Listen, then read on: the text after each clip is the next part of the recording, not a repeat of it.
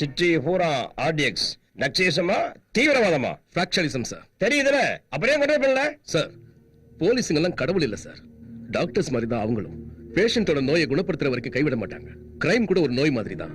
அந்த நோய் எங்க பரவுதுன்னு கண்டுபிடிச்சு அங்க ட்ரீட்மெண்ட் கொடுத்தோம்னா இந்த மாதிரி பாம் பிளாஸ்ட் நடக்க வாய்ப்பு இருக்காது சார். நீங்க சொல்ற சரிதான் தம்பி. டைம் எடுத்தாலும் பரவாயில்ல, சீக்கிரம் கண்ட்ரோல் கொண்டு வாங்க.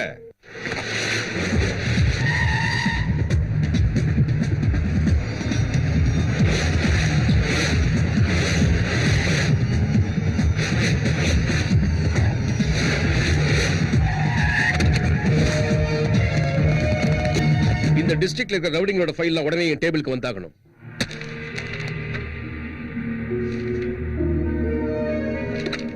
இவன் இப்ப சிட்டில தான் இருக்கானா? ஃபாரின்ல இருக்கான் சார். ஃபேக்ஷனலிஸ்டோட ஃபைல் இங்க இருந்து ஒரு பிரயோஜனமும் இல்ல. இந்த உலகத்துல அவன் எங்க இருந்தாலும் அவன் மேல நம்ம கண்ணு இருந்துகிட்டே இருக்கணும். அவங்க ரொம்ப சின்ன பசங்க, ஆந்திரா படிக்கிறாங்க சார். தாய்ப்பால் குடிக்கும் போதே அருவாவை கையில எடுத்துப்பாங்க. அதுவும் திருப்பாச்சி அருவா. Trace them at any cost. Sir, இங்க ஒரு ஃபைல் இருக்கு சார். அது தேவையில்லையா? கொஞ்சம் இருங்க. bring that file immediately.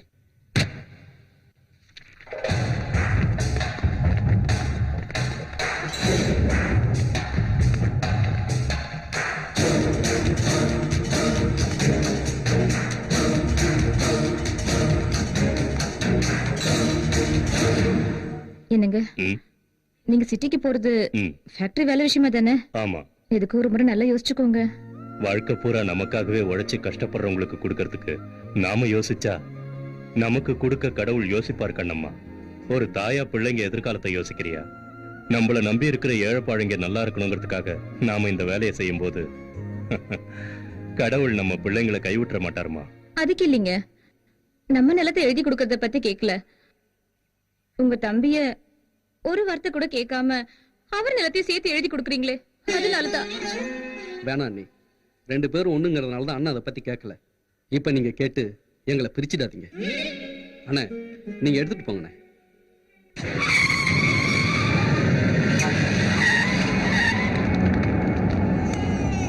Siwana, இங்க ஏழைங்க எல்லாம் எப்பவுமே ஏழைங்களா தான் வாழணும். அவங்களுக்கு ஃபேக்டரி கட்டி கொடுத்து உனக்கு சமமா ஆக்காத. அப்பதான் நாளைக்கு நமக்காக வெட்டத்துக்கும் சாகறதுக்கும் ஆள் இருப்பாங்க.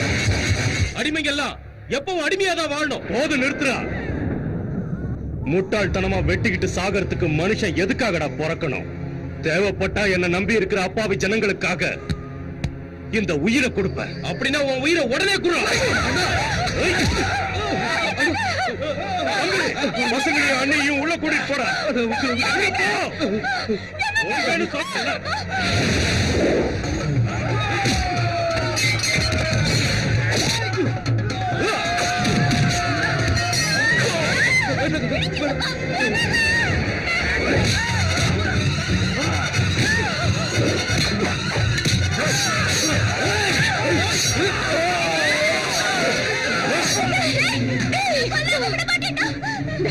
தங்கச்சி தூக்கிட்டு வெளியே போ. பாப்பா ஜாக்கிரதை. டேய், எது மிச்சமா இருந்தாலும் பகை மிச்சமா இருக்க கூடாது. போட்டு தள்ளுங்கடா எல்லாரையும். போவி, ஏழைப்பாழைங்க நல்லா இருக்கிறதுக்காக வாழு. தங்கச்சி ஜாக்கிரதை.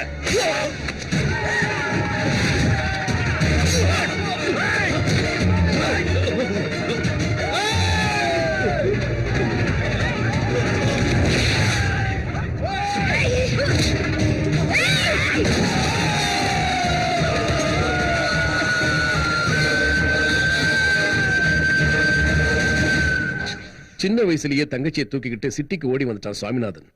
அப்ப ரவுடியா இருந்த, இன்னைக்கு ரவுடிங்களுக்கு எல்லாம் காட்ஃபாதரா இருக்கிற நாடார் கிட்ட வந்து சேர்ந்தான் சுவாமிநாதன். சார், எனக்கு ஏதாவது வேலை போட்டு கொடுங்க சார். சின்ன பையன் நீ என்ன வேலை செய்ய போற? இந்த வாங்கிக்க. வேண்டாங்க, கஷ்டப்படாம எதுவும் வாங்க கூடாதுன்னு எங்க அப்பா கண்டிப்பா சொல்லிருக்காரு. வாடா சிங்கக்குட்டி. சுவாமி தங்கச்சி மேல இருக்கிற பாசத்தினால உயிருக்கு பயந்து ஊரை விட்டு ஓடி போயிட்டான்னு எல்லாரும் நினைச்சிட்டு இருக்கும் போது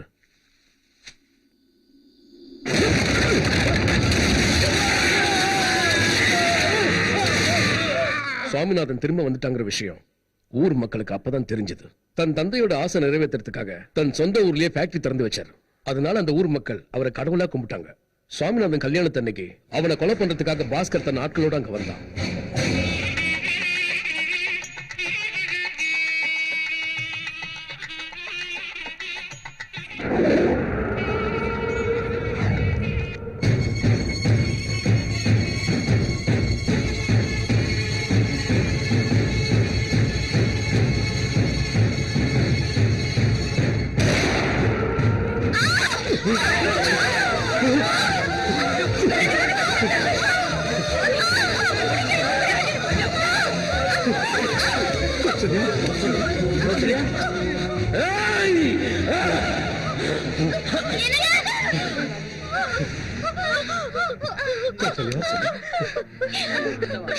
அக்னி சாட்சியா மூணு முடிச்சு போட்டுக்கிட்டு உங்க கூட காலம் பூரா வாழணும்னு நினைச்சேன்.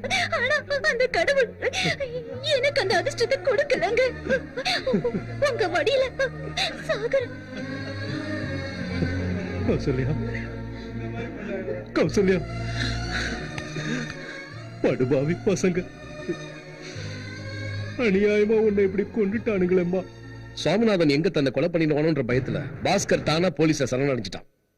அன்னைக்கு ஆரம்பிச்ச திருப்பாச்சி ஃபேக்ஷனிசம் தீவிரவாதமா மாறிடுச்சு. அதோட மாஃபியாவும் சேர்ந்துடுச்சு. அன்னைக்கு வச்ச பாம் சுவாமிநாதனுக்காக வச்ச பாம் தான். அப்படின்னா அந்த பாஸ்கர் ஜெயில இருந்து ஆப்டேட் பண்ணிக்கிட்டு இருக்கான்னு சொல்லுங்க. தம்பிங்களை வச்சு ஆபரேட் பண்றான் சார். எப்படியாவது சுவாமிநாதனை கொலை பண்ணிடணும்ன்றதுக்காக பாஸ்கர் தன்னோட 2000 ஏக்கர் நிலத்துல ரவுடிசத்தை வளர்க்கறதுக்கு பாதி நிலத்தை வித்துட்டான். இன்னும் கூட அவனுங்க திருந்துற மாதிரி இல்ல.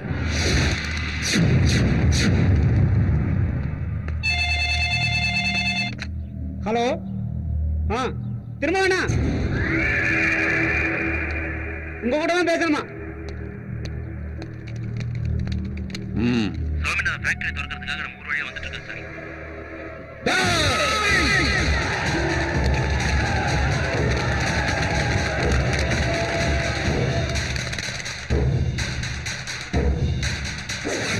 என்னன்னா நாளை மறுநாள் சாமி அவங்க அப்பா பேர்ல கட்டின ஃபேக்டரிய ஓபன் பண்ணி வைக்கிறதுக்காக இங்க வர்றான். உயிரோட திரும்பி போக கூடாது. டேய் அண்ணா, இந்த தடவை நாம சாமியை பிளான் பண்ணி போடுத்தோம்னா அவங்க ஆளுங்க கண்டுபிடிக்கிறதுக்கு குறைஞ்சது 2 நாள் ஆகும்டா. அவனோட சாவு உன் கையாலே என் கையாலே இல்ல, அந்த சங்கர் கையில தான் இருக்கு. போய் அவன் எங்கன்னு கண்டுபிடிங்க.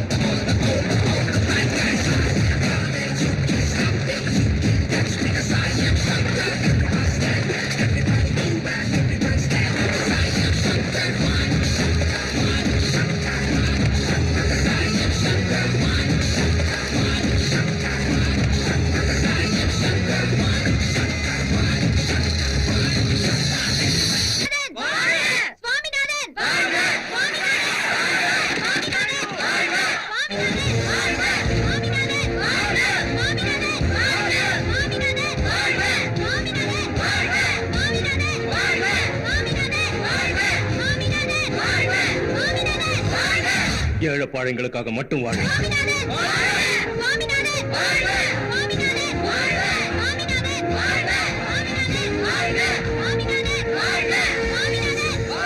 நம்ம நாட்டுல ரவுடிகளும் கூலிப்படைகளும் உருவானதுக்கு காரணம் வேலை இல்லாததுதான். அதனால வெட்டியா இருக்கிறவனுக்கு வேலையை கொடுத்தா அவன் தப்பான வழியில போக மாட்டான்னு எங்க அப்பா அடிக்கடி சொல்லுவாரு. அவர் ஆசையை நான் நிறைவேற்றிக்கிட்டு இருக்கேன்.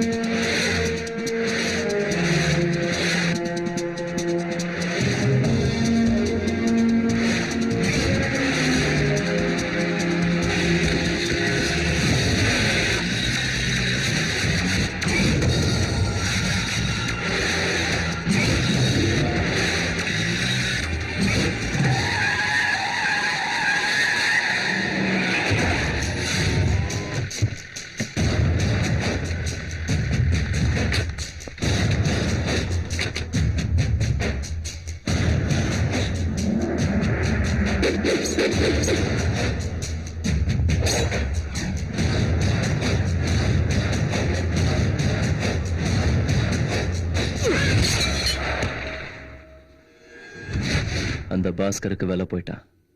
புலி கூட நம்மள தாக்குறதுக்கு முன்னால ஒரு தடவை உருமும். மனுஷன் சந்தர்ப்பமே கொடுக்க மாட்டான். தேசிங் ராஜாக்கு மகபத் கான் மாதிரி எனக்கு நீ இருக்கும்போது எதுவும் ஆகாதுடா. சாவு கூட உன்னை தொடணும்னா இந்த உடம்புல உயிர் இல்லாம இருக்கணும். அந்த பாஸ்கர் இந்த தடவை பெரிய ஸ்கெட்ச் போட்டிருக்கான்னு நினைக்கிறேன், நம்மள போட்டு தள்ளுறதுக்கு. ஜெயில 4 சவுத்துக்குள்ள வாழற அவனுக்கே அவ்வளவு தெளிவு இருந்தா 4 பேருக்காக வாழற நமக்கு எவ்வளவு இருக்கும்? அவன் என்ன ஸ்கெட்ச் வேணாலும் போடட்டும், பாத்துக்கலாம்.